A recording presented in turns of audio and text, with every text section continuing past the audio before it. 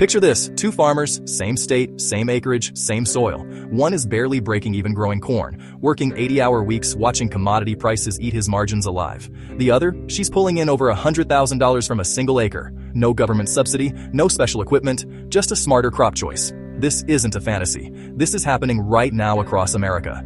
And the gap between those two farmers comes down to one thing: knowing which crops most people are simply ignoring. Today, we're going to fix that. I'm going to walk you through the most profitable crops that American farmers are leaving on the table in 2026. Crops with real numbers, real markets, and real potential.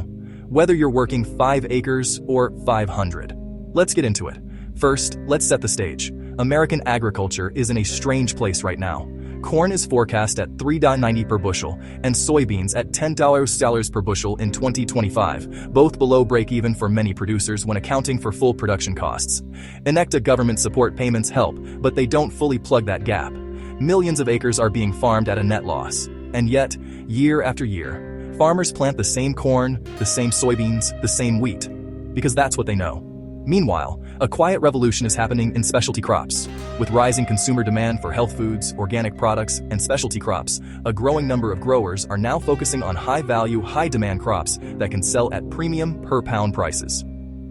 Agriculture. Growing. The word premium is doing a lot of work there. We're not talking 10% more per pound. We're talking 10 times more, sometimes 100 times more. Here are the crops that make that possible. Number 1 on the list, and this one is going to make your jaw drop: saffron. You've probably used it in a paella or a biryani, but did you know that saffron is, pound for pound, the most expensive legal crop on the planet? Saffron is priced between $630 and $11,340 per pound in 2025, depending on grade and origin. The reason is entirely labor. Each saffron stigma must be hand-harvested from the Crocus sativus flower, and it takes roughly 75,000 flowers to produce 1 pound of dried saffron. INECTA now. Here's the kicker for American growers. American-grown saffron commands a premium over imports because consumers and chefs prize local provenance and can verify quality directly. Small-scale saffron growers selling direct to specialty grocers, restaurants, or online can realistically achieve $1,300 to $2,000 per pound at retail. INECTA: a single acre of saffron can generate approximately $100,000 in revenue, far surpassing crops like maple syrup, which yields only $1,320 per acre. FJD Dynamics: $100,000 per acre. Now, saffron isn't easy. The harvesting is extremely labor-intensive, and it's suited to small, intensively managed plots rather than vast commodity acreage. But for a small farm, this is a game-changer hiding in plain sight. Number 2, specialty mushrooms, specifically oyster and shiitake varieties.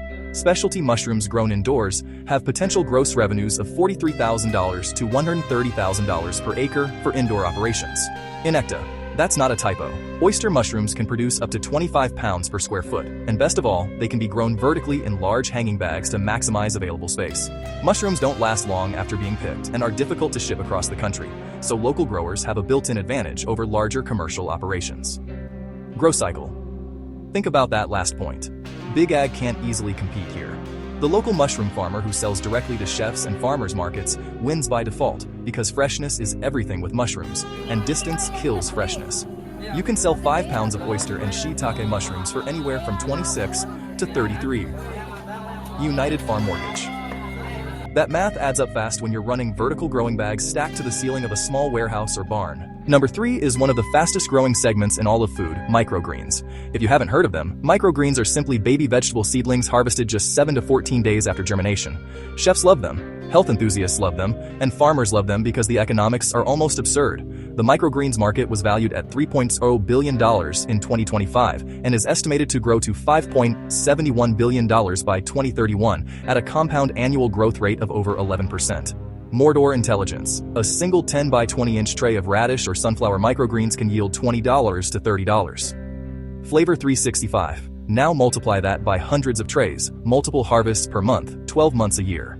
A well-optimized setup with LED lights, shelves, and trays can produce over $25,000 per year from just 500 square feet of space. Agro Reality, 500 square feet. That could be your garage, your spare room, a shipping container. The barrier to entry here is shockingly low, and the demand from restaurants, hospitals, meal kit services, and grocery stores is only accelerating. Number 4 is something every single American has in their kitchen, but almost no one grows the right kind of it. Gourmet garlic. Here's the contrast. Regular garlic at the grocery store sells for $1.50 to $2.50 a pound. Standard commodity pricing, but hand-planted gourmet garlic can reach prices up to $16 per pound. Crop care. A study by the University of California found that hardneck garlic varieties grown in Northern California could yield a gross return of $24,000 per acre when sold directly to gourmet markets.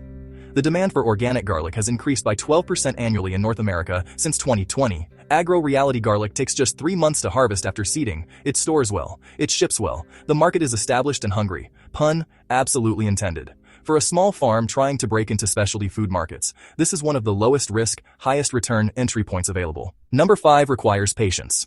But it pays back that patience in gold. American ginseng. American ginseng can easily take 5 to 8 years to mature and can be sold for $400 per pound or more to Asian buyers. United Farm Mortgage. Now, I know what you're thinking. 5 to 8 years is a long time, but here's how you think about it differently. You plant it once, you tend it gently, and you have a crop that essentially appreciates like real estate. And while you're waiting, you can earn income from selling ginseng roots and seeds to other growers' TAM systems before your main crop even matures. American ginseng in particular commands a premium in Asian markets because wild simulated American ginseng is considered superior in quality to cultivated Asian varieties. This is an export opportunity most American farmers have never even considered, selling to a global market that's actively seeking specifically what grows in American forests and fields. Number 6 smells like money. Lavender. 1 acre of lavender plants can produce about 12,000 bouquets each year, which will sell for $10 or more each. Grow cycle. That's $120,000 from a single acre before you even get into value-added products. And that's the real magic of lavender.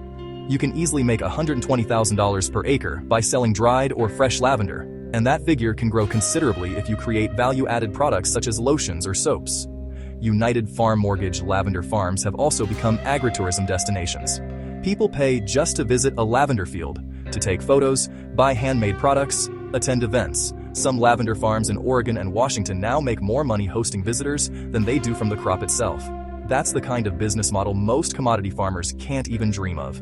Lavender plants won't flower until their second year, but they'll continue to grow back and flower for 10 years or more after that. They're fast-growing and disease-resistant. Grow cycle plant it once, harvest for a decade. Number 7 is one most people have never considered growing in America, but they absolutely should: wasabi. Wasabi can easily fetch around $160 per kilogram at wholesale, making it one of the most high-value crops you can grow. The plant is increasingly hard to grow in America, as it's grown in waterbeds, a farming method that's uncommon in North America. United Farm Mortgage. That difficulty is actually the opportunity. Because wasabi is hard to grow, almost no one is growing it domestically. The vast majority of wasabi served in American sushi restaurants is actually horseradish paste with green dye, because real wasabi is so rare and expensive. Any farmer who cracks the code on domestic wasabi production owns an almost completely uncontested market. Number 8 is a superfood most Americans buy imported from China, but which grows perfectly well right here: goji berries.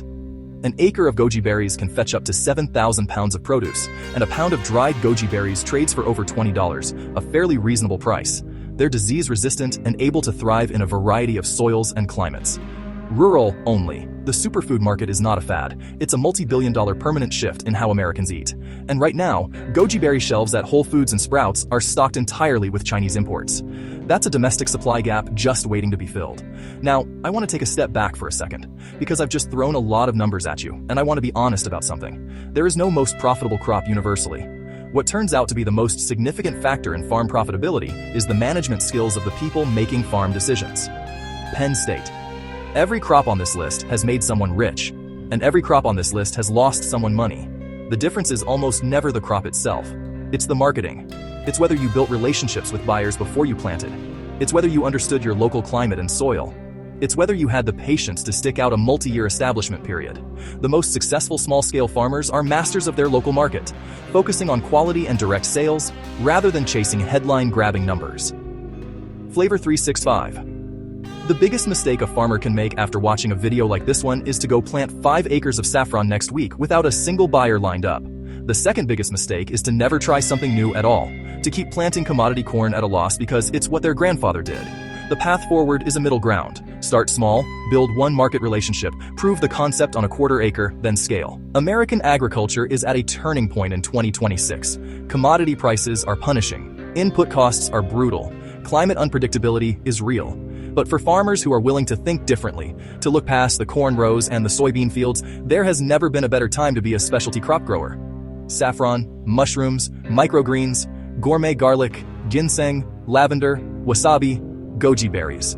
These aren't exotic pipe dreams. They're real crops with real markets, growing on real American farms right now, farms that are thriving while their neighbors are struggling. The question isn't whether these crops work. The question is, are you willing to be the farmer on your road who tries something different? Drop a comment below. Which crop surprised you the most? And if you found this valuable, share it with a farmer who needs to hear it. Until next time, farm smart.